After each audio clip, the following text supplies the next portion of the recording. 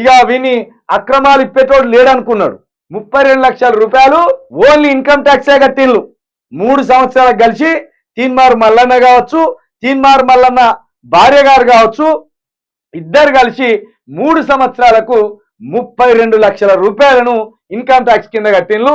ఇక వీళ్ళ ఇద్దరికి ఆడపిల్లలు ఇద్దరున్నారు. వీళ్ళకు 2 ఆడపిల్లలు ఉన్నారు. పెద్ద పాప పేరు షాక్యా పటేలు. పాపం బిడ్డ అనారోగ్యంగా ఉంటుంది, అది పక్కన పెడితే. రెండో డాక్టర్ పేరు షాక్యా పటేల్.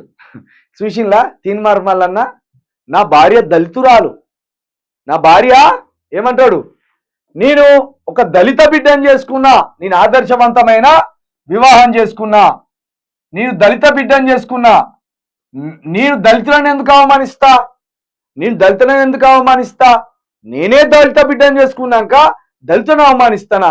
నా ఆఫీసులో 30 మంది దళితులు ఉన్నారు అన్నాడు కదా.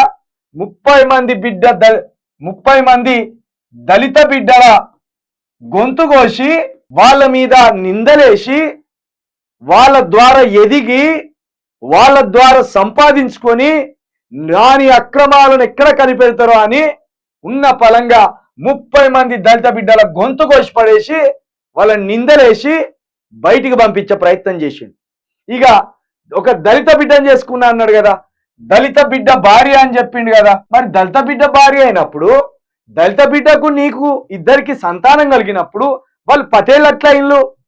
ఆ 2 పిల్లలు ఇగో సత్పాల్ పటేలు, షాక్యా పటేలు. ఎందుకు పెట్టినావు పటేల్ అన్న బిడ్డల పేర్ల ముందట? నీది ఆదర్శవంతమైన జీవితం, నువ్వు ఆదర్శ వివాహం చేసుకున్నావు. మరి ఆదర్శ వివాహం చేసుకున్నప్పుడు ఓన్లీ సత్పాలను షాక్యాను పెట్టుకోవచ్చు కదా, పటేళ్లను ఎందుకు కలిపినావు? అంటే నువ్వు కుల ఉన్మాదివి. నువ్వు పెళ్లి చేసుకున్నదే ఒక దళిత బిడ్డను నీ రాజకీయ భవిష్యత్ కోసం. ఒక దళిత బిడ్డను చేసుకుంటే నేను ఎన్ని కుట్రలు చేసినా ఈ సమాజం ఆ దళిత కార్డు కింద నేను వీళ్ళని చూపించి బయటపడచ్చు అని ఒక పన్నాగం పడినావు. అందులో భాగంగానే నువ్వు జైలు ఉన్నప్పుడు ఈ దళిత బిడ్డ అయిన ఈ భార్యను అదే అమిత్ షాని కలిసేలాగా, మోడీని కలిసేలాగా, బీసీ సంబంధించిన ఒక పెద్ద మనిషిని కలిసేలాగా ఈ బిడ్డను ముందర పెట్టి రసవత్తరమైన రాజకీయానికి తెరలేపినవు. పేరుకేమో జర్నలిస్ట్ అంటావు, పేరుకు జర్నలిస్ట్ అంటావు, కానీ నీ కథ మొత్తం రాజకీయ నాయకుని కథ. ఇక పెద్ద బిడ్డ పాపం సత్పాల్ పటేల్, ఆ బిడ్డను దేవుడు దీవించాలి, ఆ బిడ్డను దేవుడు కాపాడాలి. పాపం ఈ బిడ్డ ఆరోగ్యం బాగుండదు, శరీరం సహకరించదు, చూపు తప్పించి శరీరం సహకరించదు. ఈ బిడ్డను తీసుకొచ్చి నడి బజార్లో పడేసి నా బిడ్డ డాడీ డాడీ డాడీ డాడీ అంటుందని ఒక దొంగ కథ అల్లే ప్రయత్నం చేసిండు జైల్లో ఉన్నప్పుడు. కానీ పాపం ఆ బిడ్డకు మాటలు రావు, ఆ బిడ్డ నడవలేదు, ఆ బిడ్డ చేతులాడించలేదు, ఆ బిడ్డ బాడీ సహకరించదు. అలాంటి బిడ్డను, సొంత బిడ్డను రాజకీయ ప్రయోజనం కోసము ఈ బిడ్డను తీసుకొచ్చి బజార్లేసి ఈ బిడ్డ మీద రాజకీయం చేసిండు. ఒక దళిత బిడ్డను రాజకీయం కోసం వాడుకున్నాడు.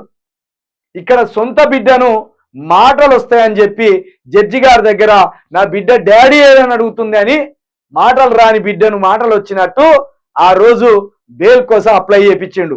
ప్రజలారా, ఎంత హీనమైన చర్య అర్థం చేసుకోండి, ఎంత దుర్మార్గుడో అర్థం చేసుకోండి. ఇగో ఇట్లా దళిత బిడ్డకు, ఒక చింతపండు నవీన్ కు పుట్టిన బిడ్డ పేరు సత్పాల్ పటేల్ అని పెట్టిండు. ఎంత ఆదర్శవంతమైన జీవితం జీవించాలి, పటేల్ అని పెడతావు. పటేలు ఇదా నువ్వు ఆదర్శవంతమైన జీవితం? నీ కులమేందో తెలిసేటట్టే సత్పాల్ పటేల్ అని పెట్టినావు. నీకెందుకేయాలి? నీకు గౌడ బిడ్డలలో ఉన్న గ్రాడ్యుయేట్స్ ఎందుకు ఓటేయాలి, మాదిగ బిడ్డల్లో ఉన్న గ్రాడ్యుయేట్స్ ఎందుకు ఓటేయాలి, మాల బిడ్డల్లో ఉన్న గ్రాడ్యుయేట్స్ ఎందుకు ఓటేయాలి, లేకపోతే ముదిరాజు బిడ్డల్లో ఉన్న గ్రాడ్యుయేట్స్ ఎందుకు ఓటేయాలి, పద్మశాలి బిడ్డల్లో ఉన్న గ్రాడ్యుయేట్స్ ఎందుకు ఓటేయాలి? నీకెందుకేయాలి? మా గొల్ల బిడ్డలు నీకెందుకు ఓటేయాలి? నీ బిడ్డల పేరులోనే నేను పటేల్ అని రాపించుకొని పెట్టుకున్నావంటే నువ్వు ఎంత కుల ఉన్మాదివి. ఇటు ఒక దళిత బిడ్డను బెయిల్ కోసం వాడుకున్నావు, ఇటు సొంత బిడ్డను నీ బెయిల్ కోసం వాడుకున్నావు. పైగా నీ కులం ఏందనేది ఇక్కడ కనిపించేలా ఈ సమాజానికేమో ఉత్తముడు అని చెప్పుకుంటావు, కానీ ఇక్కడనేమో పేర్లు ఇట్లా పెట్టుకుంటావు. ఇక ఇది కూడా మన ప్రజలు గమనించాలి దయచేసి.